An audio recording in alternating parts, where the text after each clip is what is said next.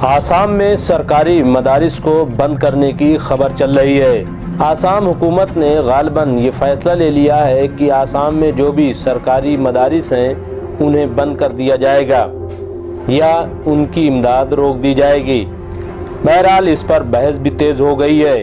اب اس مسئلے پر روزنامہ انقلاب نے ایک اہم خبر شائع کی ہے جس کی سرخی ہے آسام میں سرکاری مدارس بند کرنے کا معاملہ، ملک کے 95% مدارس خود کفیل، باقی بھی بنے۔ صدر جمعیت علماء ہند مولانا سید ارشد مدنی نے کہا، ہم نے آل انڈیا مدرسہ بورڈ کی بھی مخالفت کی تھی۔ دارالعلوم دیوبند نے آج تک حکومت سے 1 روپیہ نہیں لیا۔ آسام کے سابق وزیر رقیب الحسن نے کہا، سی ایم سونووال مدارس اسلامیہ کو لے کر کنفیوز ہیں۔ تفصیلی خبر کچھ اس طرح ہے۔ نئی دلی، آسام کی بی جے پی حکومت نے اب صوبے میں سرکاری مدارس اسلامیہ کو بند کرنے کا منصوبہ بنایا ہے اور یہ منصوبہ بندی 6 مہینے بعد 2021 میں ہونے والے اسمبلی انتخابات کو سامنے رکھ کر کی گئی ہے۔ چنانچہ اس پر الگ الگ طرح سے تبصرے کیے جا رہے ہیں۔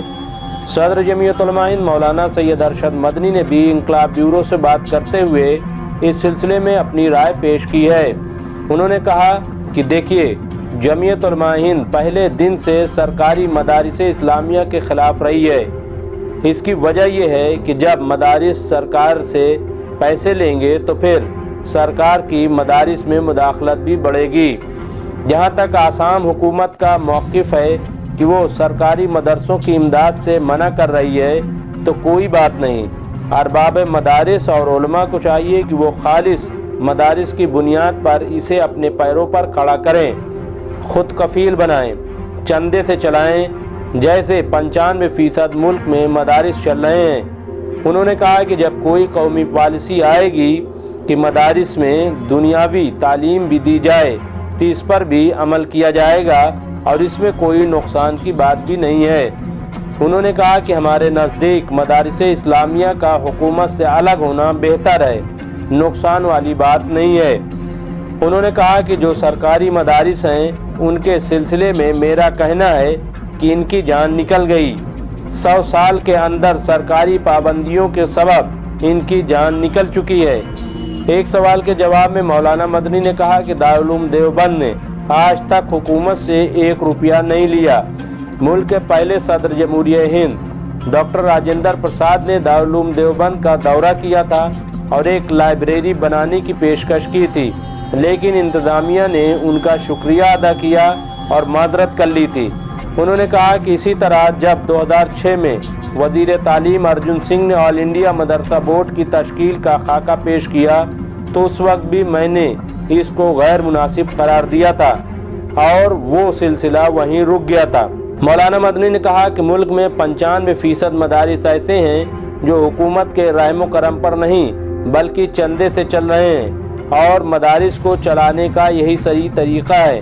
انہوں نے کہا کہ مدارس ہمارے دین ہیں، دنیا نہیں ہے، جس طرح مسجدیں ہماری دین ہیں، دنیا نہیں ہے۔ اگر مسجد میں نماز ادا کی جاتی ہے تو مدارس میں نماز سکھائی جاتی ہے۔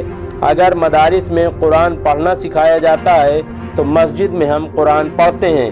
اس لیے دونوں کو کسی بھی حکومت کی دخل اندازی سے محفوظ رکھنا چاہیے۔ مدارس اسلامیہ اپنے دم پر چلائیں۔ دوسری جانب انقلاب بیورو نے فون پر آسام کے سابق ریاستی وزیر رقیب الحسن سے بھی بات کی۔ انہوں نے کہا کہ پہلی بات تو یہ ہے کہ وزیر اعلیٰ سونووال مدارس اسلامیہ کے سلسلے میں کنفیوز ہیں۔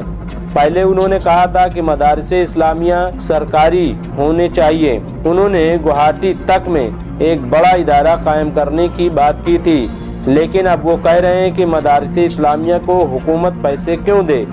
انہوں نے کہا کہ ابھی مدارس کو کوئی نوٹس نہیں ملا، لیکن یہ سننے میں آیا ہے کہ جو عربک کالج ہیں جہاں دنیاوی تعلیم کے ساتھ عربی کی بھی تعلیم دی جاتی ہے ان کو بند کرنے کی بات ہو رہی ہے۔ حکومت نے شاید یہ پالیسی بنائی ہے کہ ایسے سرکاری مدارس کے اساتذہ کو دوسری جگہ مقرر کر دیا جائے گا کہ جو جدید تعلیم سے وابستہ ہیں، اور جو عربی کے استاد ہیں انہیں گھر میں رکھا جائے گا لیکن ان کی تنخواہ دی جائے گی۔ انہوں نے کہا کہ یہاں کے مقامی لوگوں کا کہنا ہے کہ یہ الیکشن کے پیش نظر ایسا کیا جا رہا ہے اور یہ فرقہ واریت کو فروغ دینا ہے۔ انہوں نے کہا کہ جب تک اس سلسلے میں کوئی نوٹیفیکیشن نہیں ہوتا ہم کیا کہہ سکتے ہیں۔ تو ناظرین، یہ تھی روزنامہ انقلاب میں شائع خبر، جس سے صاف ظاہر ہے کہ ملت اسلامیہ ہند کو خود یہ پسند نہیں ہے کہ کسی بھی مدارس کو سرکار کی امداد حاصل ہو یا سرکار اس میں کسی قسم کی مداخلت کرے۔ اب دیکھنا یہ ہے کہ جو سلسلہ آسام سے شروع ہوا ہے کیا دوسرے صوبوں میں بھی وہ سلسلہ آگے بڑھے گا۔ ڈاکٹر ناطق خاتون، رپورٹ MMC نیوز انڈیا، نئی دلی۔